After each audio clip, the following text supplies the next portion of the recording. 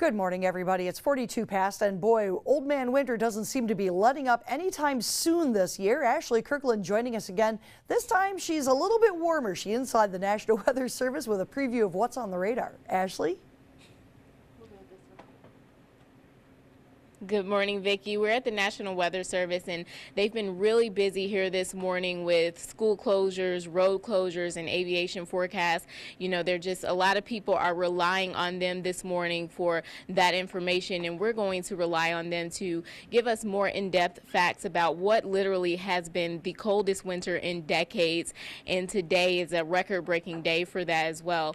We'll join Matt Zika a little later with more details about this Arctic weather and what's going on. Is it hitting the rest of the country, and what's that's going to look like over the next couple of days for us. We'll be back with that and back with just more details and fun facts about this cold winter that we've been experiencing. And like I said, it's a really, really cold day out there. We were out there a little bit earlier, and it is definitely in the the negative temperature. So we'll take it back to you, Ashley Kirkland, reporting live in Negaunee Township, TV6 News. Welcome back. It's 10 after the hour. Supposed to be another record-breaking day, dipping back into the low temperatures. Ashley Kirkland, a little warmer place than she was earlier today. She's in the National Weather Service in Negaunee Township to get us some insight on the coverage. Ashley?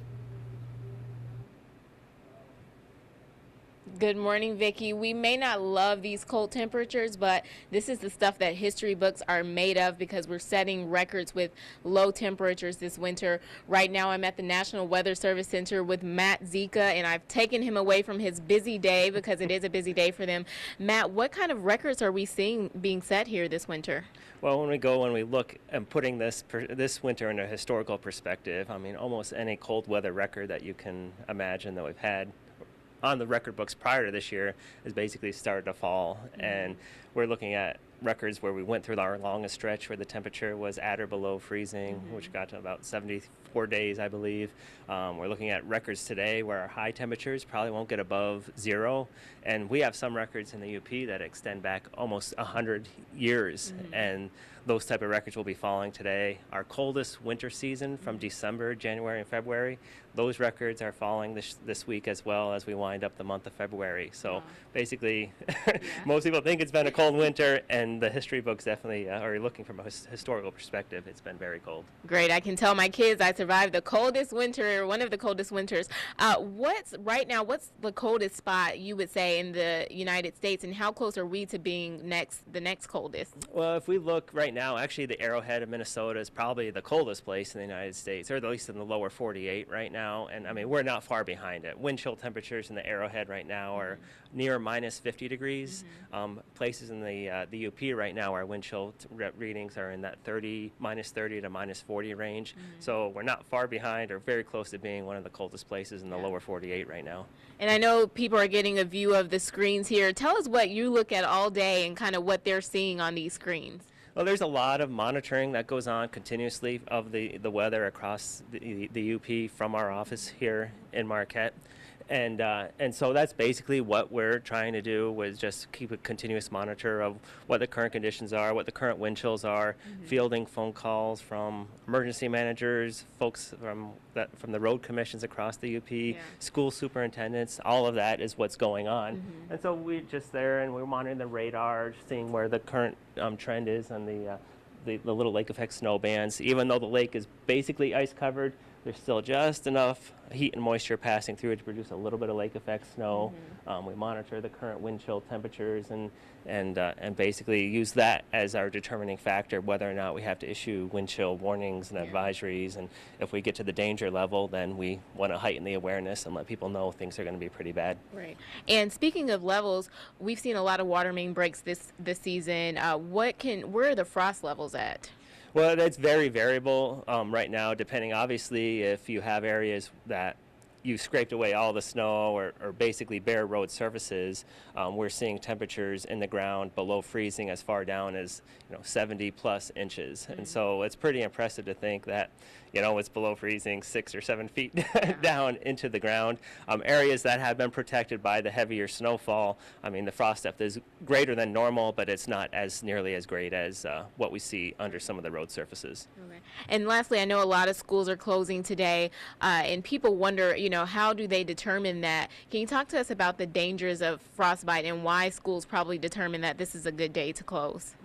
Well, from an actual scientific perspective, it's been proven that once your wind chill values get down to minus 25, minus 30, minus 35, if you're outside for more than 15 or 20 minutes, you begin to run the risk of experiencing frostbite, or at least the early symptoms of frostbite. And thus we use that basically as a threshold to say, this is what we use for a wind chill warning. And a lot of the schools, they will call in. The superintendents obviously make that final decision as to whether or not they're going to close schools or not.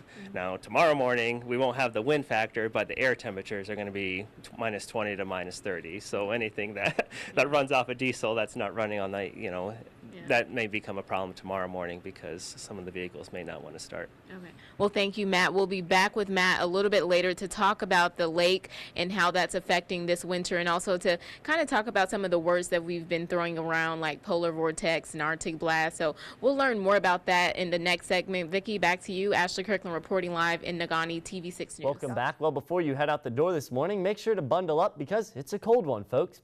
We'll go back live to Ashley Kirkland, who has been at the National Weather Service with more on record lows and that lake we have up here. Good morning, Ashley.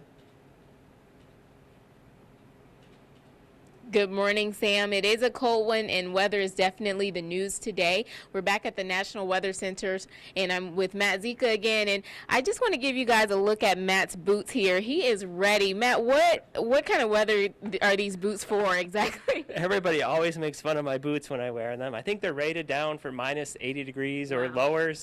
But I probably have the warmest feet in Marquette right now. And 3 days ago, I had flip-flops on. I was in Arizona, and look what I had to trade them in for. You just got to rub it in, but you'll be good in those today. So speaking of the weather today, I forgot to ask you in the last segment, these winds are really high. Are these close to hurricane type winds? Well, the winds we're seeing today aren't anywhere really near hurricane force. They're only in the 30 to 40 mile an hour range near the shore of Lake Superior. The storm we had at the end of last week, we definitely had wind gusts over 60 miles per hour in some places. Not quite hurricane force. We need winds to be in the lower 70 mile an hour range to be a true hurricane. But it's not uncommon for us to get fall storms or early winter storms across the upper Great Lakes where we see winds of that magnitude. Now talk to us about Lake Superior. You gave me an interesting fact. How close are we to freezing over this winter? Here, this is just a little satellite image showing where the ice cover is on Lake Superior. Kind of the aqua colors is showing the ice cover on the upper Great Lakes. And right now we're probably in the 90 to 95% range. The storm we had last week with all those high winds broke up a little bit of the ice, but with air temperatures falling in the minus 20 to minus 30 range tonight and tomorrow, we're probably going to see near 100% coverage of ice on Lake Superior within the next couple of days. Wow. And how does the lake affect us? Does it make us colder? Does it protect us here in these colder negative below temperatures? Well, obviously, with as much ice that we have on Lake Superior, as we transition into the early spring season, there probably will be an added cooling influence of the lake on the local climate along the lake shore. So anybody hoping that we're going to see a March like we saw 2 years ago where it was 80 degrees and people were sunbathing on the beaches in the month of March, that's probably not going to happen this year because we're going to have the water temperatures in the lake are going to be a little bit cooler as we transition into the spring season. Okay, so let's spring into spring. Let's forget all about this weather and talk about spring. When is it going to come? Well, the good thing is the Earth is still rotating around the sun, and we will go through a seasonal change here. The next couple of weeks looks like the temperature's going to be well below normal, but maybe as we head later on and towards the middle to end part of March, actually we should get closer to normal, and that's one of the big things. March is a big transition month from where we go with average temperatures only in the 20s or in the beginning of the month to average high temperatures are around 40 degrees by the end of March. And so we will begin over that hump. We turn our clocks ahead in about another 10 days or so. And so people will start to, I think, get a little itch and realize that spring is right around the corner. Yeah. And the sun started to rise a little bit earlier, so we'll keep hope alive for spring. So thank you again, Matt, for joining us. And thank you and Sean for all of the work that you guys do to just inform us about the weather. And first of all and foremost, keeping us safe. Absolutely. Thanks for having us on, and I think it's always interesting that people see what's going on behind the scenes and how we're all working together between Sean and the folks at TV6 and us at the Weather Service, just making sure everybody stays safe across the UP with our crazy weather we have up here. All right. Well, thank you so much. And for viewers out there, Vicki, Sean, and Sam will be back with things that you need to know after the break.